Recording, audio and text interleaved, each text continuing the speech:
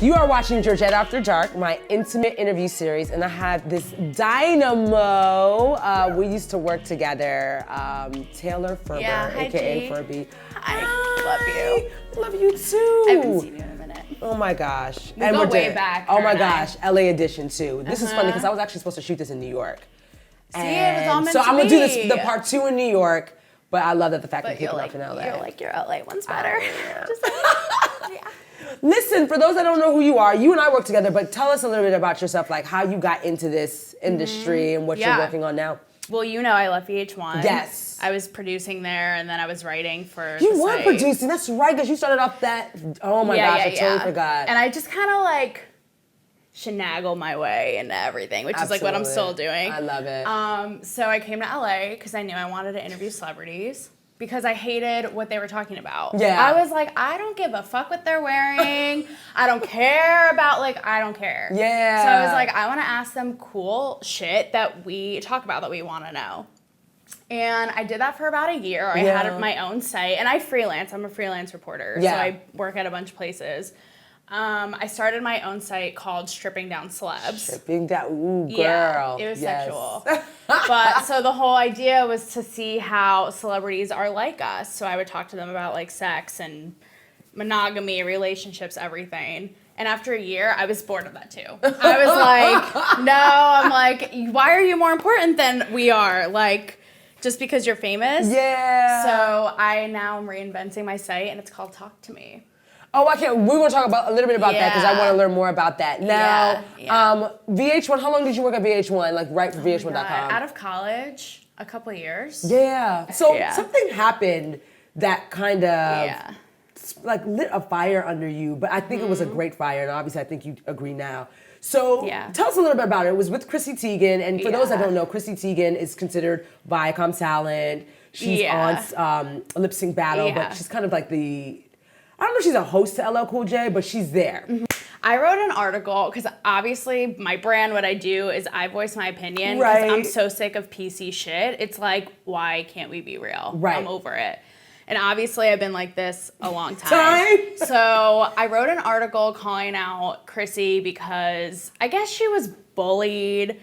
And in turn, she was like, fuck you assholes, like you should whatever to people on Twitter. Yeah. So I just basically wrote an article arguing that you're addressing bullies by being a bully. Right. And I was bullied when I was younger. So I like... You don't take that shit I take that shit seriously. Yeah.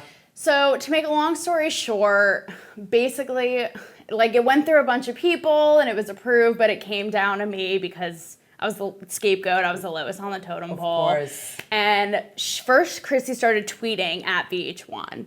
She was like, VH1, you're policing my actions. And then she was tweeting at me personally. So everyone's like, Taylor. Meanwhile, I'm in LA, like pacing back and forth in my apartment. I'm like, I'm going to lose a career over this. No one's going to want to hire me. Like crying, shaking, freaking out. Right. And everyone was like, lay low, Taylor, just lay under the radar. Like, I have HR calling me. And I was like, no, fuck that. I wrote the article for a reason, so I'm going to stand up for myself. So I tweeted back at her being like, it's my opinion. Like, sorry. And basically, my bosses were unhappy. And when I stood by the article, they were even more pissed. But I was like, I wrote it for a reason. I'm not going to bend over. They wanted you to retract or just apologize? Yeah, both. Yeah. And instead, I was like, I'm out. Yeah. Yeah. And then that led to what now? So what are you doing in LA? You're so doing I'm in a lot. LA. Yeah, I was already in LA at the time, and it was kind of like a turning point. I was either like, I could kiss their ass and keep this full-time, like, cushy job and not burn bridges and piss people off, or I was like, fuck it, I go on my own thing. And that's what I did, and that's when I came up with the idea of having my own site and having like unconventional interviews and just doing my own thing, and it all fell into place. Like I started working at like awesome outlets and... So talk to me about Talk to Me. Yeah, let's talk about it. So you said it already. I know. It's like rolling off the tongue. Naturally, which is so funny. What prompted the rebranding? So I changed the position. It's so funny, like the Chrissy Teigen thing. I was a year in a Stripping Down Celebs, and I felt this crossroad. Yeah. I was like, I had a passing in the family. I was like, a lot happened at once, and I stepped away from the site, and I was like, I'm not really happy. Like, I'm not happy trying to get to know these people that we already know. Like, why am I dedicating my life to get to know you better? Right. Again, it's like, why are you more special than I am? Right. So I decided, I was like, hey, instead of stripping them down, I'm going to bring conversations that they should be having, that we're having, to the table and get their input. Yeah, no, I love that. You know? So it changes the dynamic a little bit. So you're interviewing like just kind of the gamut of different people. Totally, and get everyone in the mix, and instead of focusing on celebs, it's like they're a part of it, but not all of it. But it just goes to show like we're all talking about the same shit. Well, that video sparked an interesting a perspective, right? So I know I did Dear Georgette, which was relationship themed. You were in season 1. That was so fun. But you were talking, you were kind of talking about how women have to carry the burden of having babies through their vagina, the least men can do. Yeah, it's fucking hold the door open. Is it that hard? Like, talk to me. I mean, I've never had kids, but fucking talk to me when you're going through your period and labor pains. Like, I don't know. I think it's this whole, and I talk about this in the videos. Again, I don't care if it's not PC. I feel like this whole wave of like feminism and whatever, it's like great. Obviously, like, we're hustlers, right? We want that equal shit, yes. But I think because of that, men are like afraid of us and they're scared. Interesting. Like they'll be like, I'm afraid to open the door for you. Like I'm like, well, listen, I know. There's no excuse, guys. Right. I mean, Seriously. listen, coming from my own experience, I used to be a woman that would bust the door down before a guy could even attempt to try to open the door for me. And so I had to get to a place where I was just like, slow down, Georgette. Let them do it. Slow the fuck down. Yeah, and let them be a man. Right. Exactly. Or whatever that term is so... I feel like it can have its issues, but allowing them to treat me the way they feel like a woman should be treated, and not stopping that. And so it took me some time. It's our fault too, and that's what I'm learning doing these videos. And I interviewed just a regular millennial guy. I'm like, I want your point of view, and he's like, sometimes you guys make it, you're not up front and you make it hard, so we're kind of like, why bother? Right. And I do that too. I play games, I ghost, right? I don't let them hold shit for me, so I'm learning too, like you. I'm like, just let them. Oh, I have one of my guy friends, he's in his 40s. I was like, here's my purse. And he's like, okay.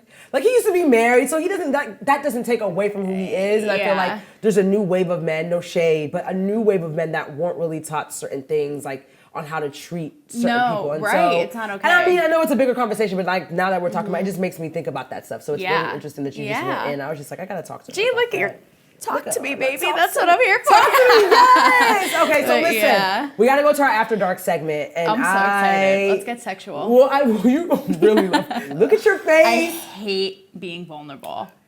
Gee, I'm the dude. I'm the dude in every relationship. I'm like, come to me. I play games. Like, I ghost. Oh, yeah. I like don't. Okay. I know. It's hard. I know. I have to get to the place where like I don't know how to be vulnerable, and I actually say that. Like, I'm the same way. So if there's certain things that you feel like if I like a guy, they don't even know. Like, I could be sitting right next to them and be like, yo, what's good? Yeah. Because my personality is that. Like, you know how I am. Yeah. But the whole time, like, I'm sweating inside. I'm just like, oh my gosh, Isn't only that if you funny? really knew how much I liked you and I'm attracted to you. Yeah, I'm the same way. I'm the biggest flirt. I'm really outgoing like you, and when I like someone, I get shy, and I also kind of get awkward. I'm like, I don't even know how to ask you out. Like, it's weird. And so I tell them like I'm still learning how to be vulnerable, and that's hard for me. That's good. Like, that's my moment of like, that's what I would say. I'm gonna say the same thing because I'm so bad at it. Right. I think twins. I think we are. Yeah. Okay. So this is my favorite question for you. Okay, I'm scared.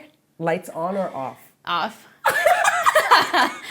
Off. Why not on? I don't know. On is weird, right? Oh, you mean whilst having sex? Yes. Oh, I thought this was gonna inform the next question. I'm like, always off. Lights. Off. I don't like them seeing like crevices and shit and things. Like, because off, I feel like I can be like a freak and just let it all out. And in the daytime, I'm like, I can see everything. You can't. You know what? It's I'll live it in jiggle, you know. What do you like on? No, I would not do on. I don't think have I. Okay, we're not even getting into me because sometimes I'm thinking fun about it. daytime sex, like it's like when it's unexpected, yeah. But if I'm too much in my head, like I love how you're so free and open. Like find me in 5 hours when it's like, you know. Is it daylight savings time? Okay, shit. Like, we gotta wait 1 more hour. Yeah. Last question. I want to try to make this one a good one. What song? Have you ever danced for anybody? Like a guy that you liked? Totally. What song? My first lap dance that I gave was to Lollipop by Lil Wayne, and I think it was the remix. That's so fucking funny, because I thought you would have said something sexier than a hip hop song. Like, I did not think that's where you were gonna go. Yeah, no, it was like high school. Oh my god. So, and I remember it vividly, yeah. And I would do it again if I could. You would? Okay, so I'm gonna share a moment with you. Okay. I was real awkward about it, so I did Beyonce's Dance for Me. Like, I was trying to be sexy with granny panties on. Like, that didn't. I know, like, that wasn't. Yeah, I love that. And it was a guy that I'm super, super, super cool with. Like, he's known me since I was younger. I was awkward as hell till like that. You were? Oh my! I was so scared. Really? Like, I was just like, I don't know if I could do it again. Like, I know how you said you could do it again. So you haven't done it since then? No. I'm not. I don't know. You gotta just give it a whirl with the lights off. Just give it a whirl with the lights off. Yeah. I don't know. Yeah. I don't know. You made my After Dark segment lit. Is Lollipop a silly song? Is that what you guys Is laugh? it like that? They're like, it's great. It's great. I'm like, is it silly?